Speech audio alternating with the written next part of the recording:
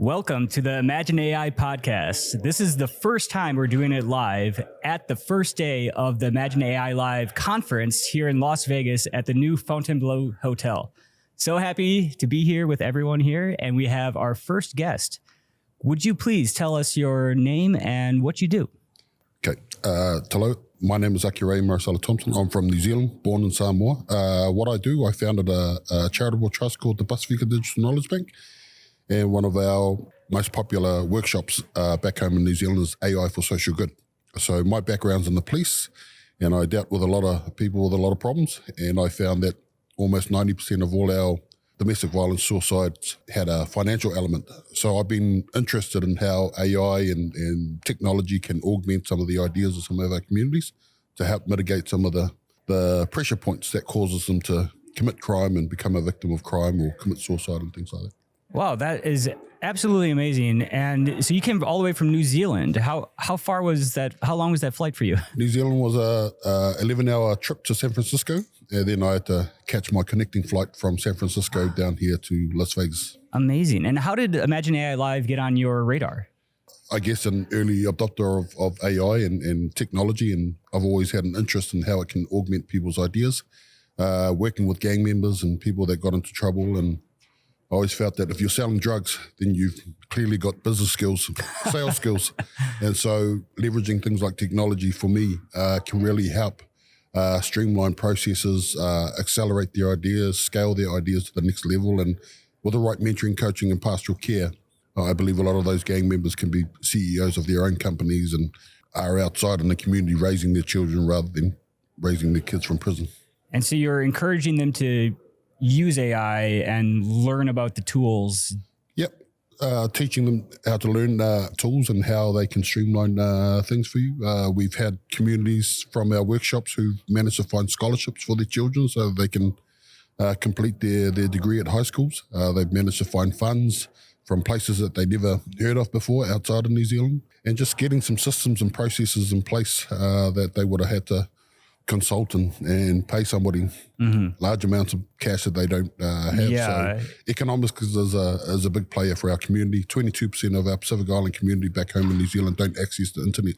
And so that then causes barriers and access to information and knowledge that can help them thrive in New Zealand. It's definitely a great way to reduce costs and just launch into your business ideas and solve problems without having to pay any consulting fees or things like that. Do you have like a specific story of a success story from one of the people you work with of how they used AI to benefit themselves? Yeah. So a lot of our clients are people that can't afford, huge capital to start up their businesses. So especially in our Māori and Pacific Island community, Indigenous community, so low levels of education, they're migrant communities, so they're in a country they've never been to before, trying to survive. And so we've had numerous cases where they've used AI instead of sitting in a classroom for a 10-week course. There's only 24 hours in a day. Having AI augment their ideas and getting them straight to the point that they need to, they were able to write their resumes within 2 minutes, have it checked by others, and they've landed jobs, they've landed grants, they've been able to secure tenders, they can compete. So basically these communities now can compete with organizations that have been around for a long time. Who can afford superstars to front their campaigns. Now we've got vulnerable communities who've never had that sort of level of cash, can compete now because AI has been able to tell their stories and ensure that it aligns with the criteria for the funding or the investment without them having to go through shaking people's hands and doing all this rigmarole. It just cuts through all the bull crap. It's a really good leapfrogging technology for those that know how to use it. Yeah.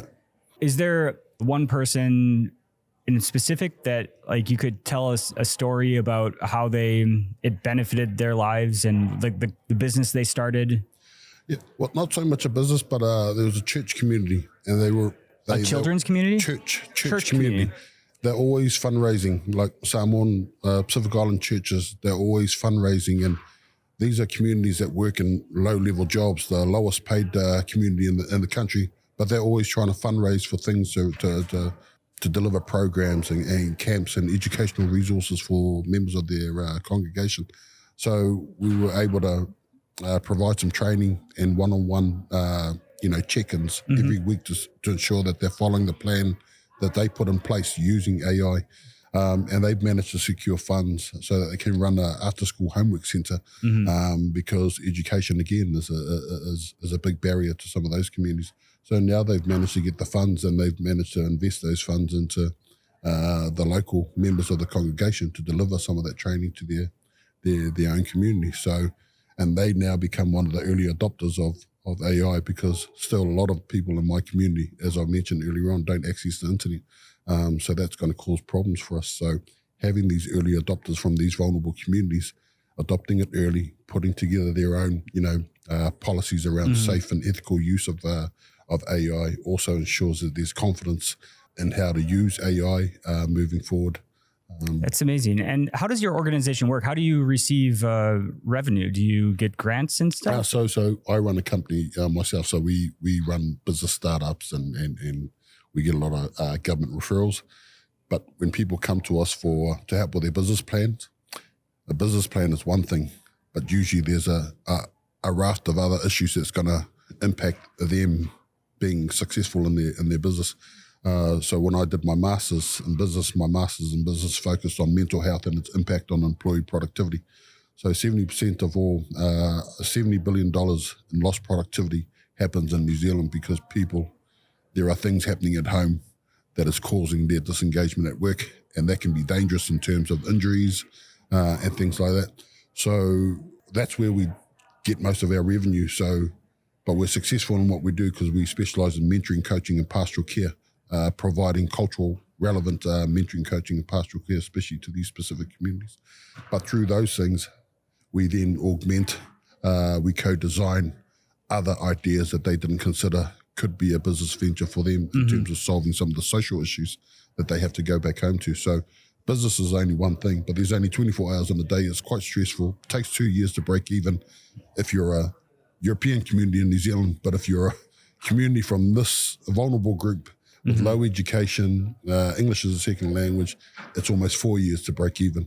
So it's important for us to use things like AI to augment other things around the social impacts on these individuals, because if we fix those things, we can also fix their trajectory in terms of their own businesses.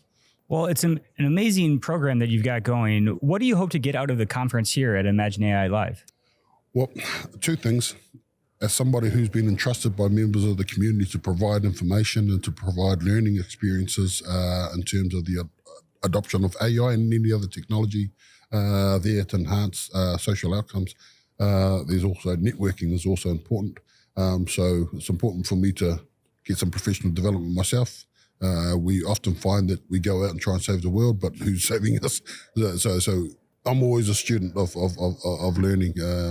And so it's important for me to learn from other people that are better than me in terms of how to improve things, but also to network. Network is a very, very important part of my own professional development. And when you're working in the community field, especially in the non-profit field, you don't want to gas out and then go hiding for however long. So it's important to sharpen my tools and be open to learning. Yeah, I think that's one of the greatest lessons I've learned is that it's so necessary in this day and age to be a constant learner, a continual learner, that there's always more to learn. And you just have to be ready to, take in new information. And what's great about AI is that it's never too late. You can jump in and, get a good basis and just go from there. And for the people that aren't paying attention to AI, they're going to be at a disadvantage because all these tools are productivity tools that give you more time and allow you to do more things. Is there any worry that you have for the future with the AI? Like, how do you see things playing out in the future? Well, I've always been a believer that AI, like any technology, they can either go either way, good or bad. But that's really up to the beholder of the tool itself. I mean, I know there are risks, but there have been risks with the introduction of the internet, introduction of emails, introductions of social media and things like that. But you look around all the heads of states and governments that try to ban those things when they were first introduced. They can't win an election now without any of those things.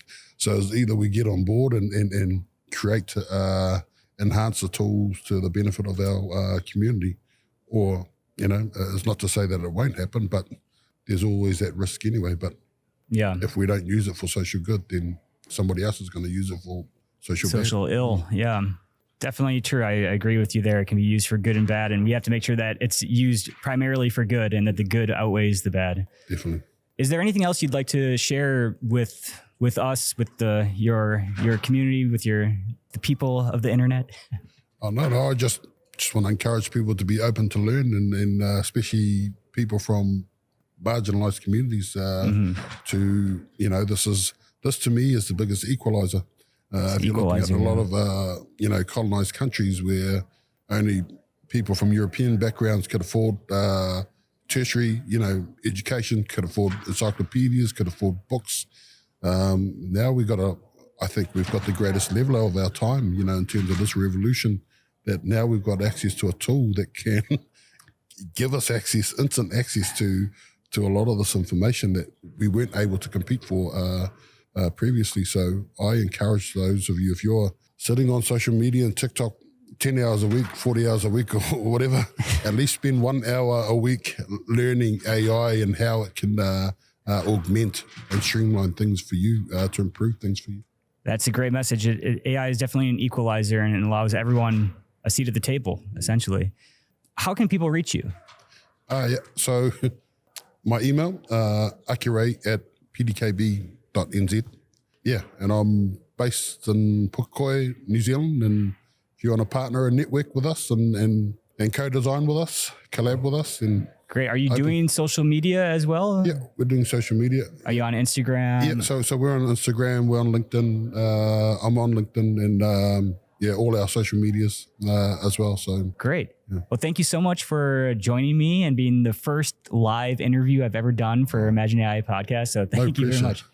And I hope you get a lot out of this conference, and we're really excited for this inaugural event. Thank you very much. And thank you to the organizers of this beautiful event. Thank you. Thank you. That's one small step for man.